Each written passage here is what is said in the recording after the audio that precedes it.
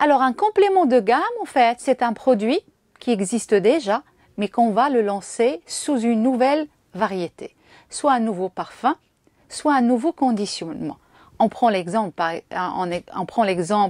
d'une entreprise, par exemple, qui fabrique des yaourts ou là, qui fabrique en fait des crèmes et qui vont lancer le même produit avec un nouveau parfum, une nouvelle variété ou là avec un nouveau conditionnement. C'est-à-dire que s'ils fabriquent normalement des yaourts unitaires, ils vont fabriquer un yaourt par exemple d'1 kilo ou là 500 grammes pour un usage familial. Ça, on appelle ça un complément de gamme. C'est-à-dire le même produit qu'on va lancer avec un nouveau parfum ou variété, en fait, ou là avec un nouveau conditionnement. Donc, ce n'est pas un positionnement différent par rapport aux autres produits de la gamme, mais là, on doit faire très attention, en fait, au risque de cannibalisation. C'est-à-dire que quand on lance un complément de gamme, il ne faut pas que ce complément de gamme vienne cannibaliser les autres produits de l'entreprise, c'est-à-dire que on va arriver à une situation dans laquelle le complément de la gamme, il va se vendre au détriment, si vous voulez, des autres produits, bien sûr, de la gamme. L'entreprise, elle peut aussi faire ce qu'on appelle une extension horizontale de la gamme. L'extension horizontale de la gamme, en fait, c'est lancer de nouveaux produits avec un positionnement différent des autres produits de la gamme. Mais le positionnement différent, il ne va pas être au niveau du prix ou de la qualité, c'est-à-dire ça va être le même niveau de prix et le même niveau de qualité, mais on va lancer une nouvelle gamme ou là on va lancer une nouvelle ligne par exemple pour répondre à un nouveau besoin. Donc le changement, ils vont intervenir beaucoup plus au niveau des attributs du produit en fait qu'au niveau de la qualité ou du prix. Donc ils vont lancer une nouvelle variété aux consommateurs. On peut prendre l'exemple par exemple de l'extension horizontale de la gamme L'Oréal. Par exemple, en 2004, L'Oréal Paris, elle a lancé les produits Men Expert pour toucher le domaine cosmétique, par exemple, des hommes. Il s'agit d'une extension horizontale de la gamme.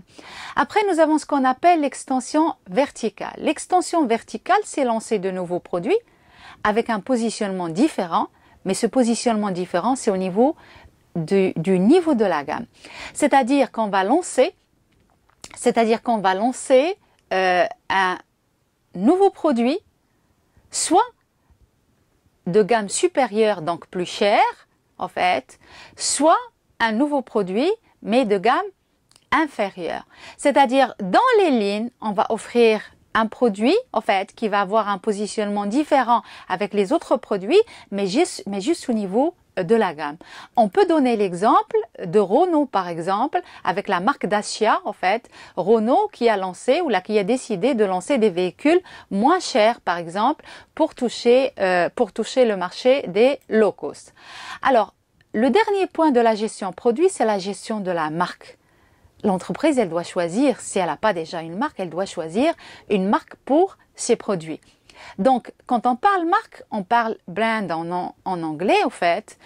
Une marque, elle a été créée dans un premier temps, en fait, avec un objectif juridique de protection, bien sûr, de la propriété de l'entreprise et pour protéger le consommateur pour tout ce qui est contrefaçon. Elle avait un objectif, bien sûr, d'authentifier l'origine du produit. Aujourd'hui, on remarque que le rôle de la marque, il a changé. C'est-à-dire qu'une marque, normalement, elle a pour objectif de créer de la valeur. Il y a certaines marques ces derniers temps, en fait, qui ont des images très fortes parce qu'elles permettent de créer la valeur pour le consommateur. Donc, elle est passée d'un rôle juridique, en fait, un rôle de protection du consommateur et de l'entreprise, un rôle de création de la valeur. C'est-à-dire que l'intérêt de la marque aujourd'hui, c'est de créer de la valeur pour les consommateurs. Les consommateurs, ils sont prêts des fois, et on le voit, à payer des produits trop chers parce qu'ils veulent avoir la marque. Parce que la possession de cette marque, elle va créer, en fait, une forme de valeur pour le consommateur.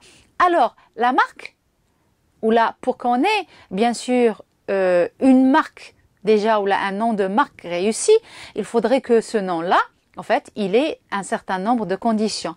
Par exemple, il faut qu'il soit facilement prononciable, en fait, parce que un nom de marque qui n'est pas facilement prononçable, ça veut dire qu'il va créer des problèmes de mémorisation. Il faut qu'il soit facilement lisible. Il faut qu'il soit mémorisable, il faut qu'il évoque le domaine, si vous voulez, d'activité où l'univers produit. Il faut qu'il soit déclinable, c'est-à-dire qu'on puisse le décliner en plusieurs noms de produits différents. Par exemple, Danone, c'est le nom de marque qui est déclinable en fait par excellence, en fait, Danone, Danette, Danap, etc. Alors, les fonctions de la marque, c'est beaucoup plus, le premier c'est la praticité, c'est beaucoup plus facile d'avoir un nom de marque parce que ça constitue en quelque sorte un raccourci mémorial en fait dans la tête du consommateur. La marque elle joue aussi un rôle qui permet de personnaliser l'offre produit de l'entreprise, d'assurer, comme on l'avait expliqué, une garantie bien sûr pour le consommateur et de pouvoir bien sûr distinguer l'offre produit par rapport aux offres concurrentes.